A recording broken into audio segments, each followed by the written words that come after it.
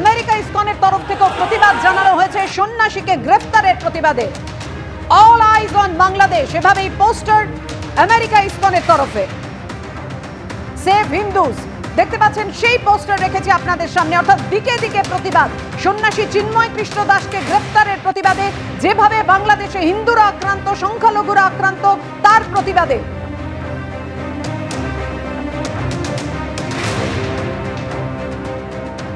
BJP সাংসদ অভিজিৎ গঙ্গোপাধ্যায় তিনি বলেছেন মোহাম্মদ ইউনুসের নোবেল শান্তি পুরস্কার ফিরিয়ে নেওয়া উচিত। দেখুন, অত্যন্ত অন্যায় হচ্ছে বাংলাদেশে। বাংলাদেশ সরকার এই নিয়ে বিশেষ কিছু করছে বলে মনে হচ্ছে না, প্রথম। দ্বিতীয় হচ্ছে, এই যে ইউনুস, ইনি নোবেল শান্তি পুরস্কারের জন্য একটা নোবেল শান্তি পুরস্কার পেয়েছিলেন।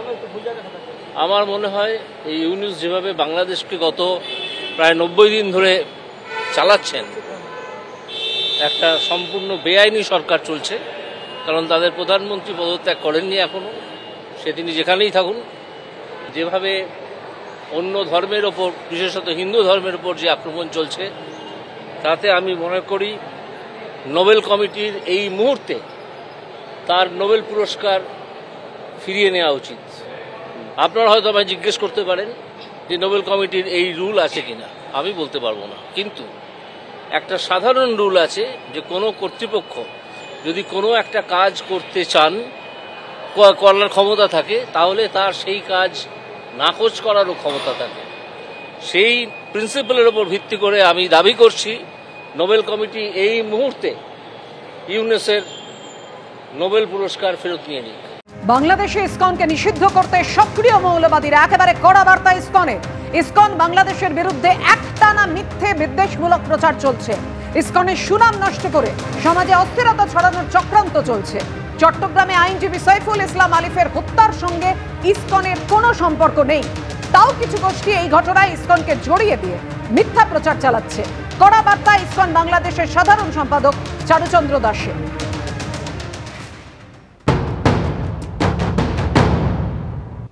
মিথ্যাচার এখন এমন পর্যায়ে পৌঁছেছে যে সড়ক দুর্ঘটনার মতো বিষয়গুলোকে ইসকনের চক্রান্ত বলে চালিয়ে দেওয়া হচ্ছে।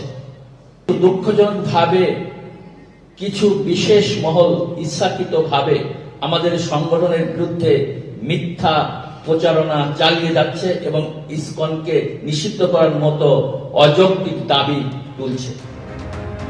ওপার বাংলায় সন্ন্যাসী গ্রেপ্তার, আর এপার বাংলায় আজও চলছে প্রতিবাদ।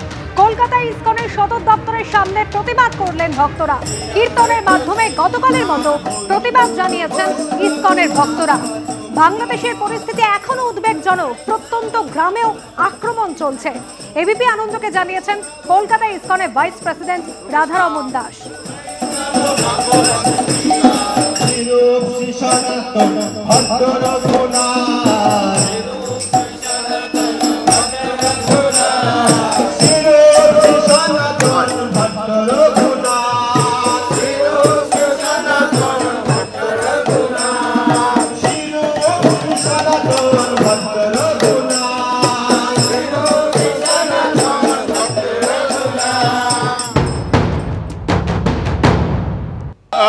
আমরা জানি কি যখনই আমি বাংলাদেশে ফোন করি, ওরা একটাই কথা বলে, মনে হচ্ছে পুরো বিশ্ব আমাদেরকে ভুলে গেছে। 100 দিন থেকে আমাদের উপরে এত অত্যাচার হচ্ছে, কিন্তু কিছু আমাদের কেউ ভাবছে না। সেই জন্য আপনারা দেখছেন কি আমরা জানাতে চাই যত মাইনরিটিস আছে বাংলাদেশে, কি ওরা আমাদের প্রার্থনার মধ্যে আছেন।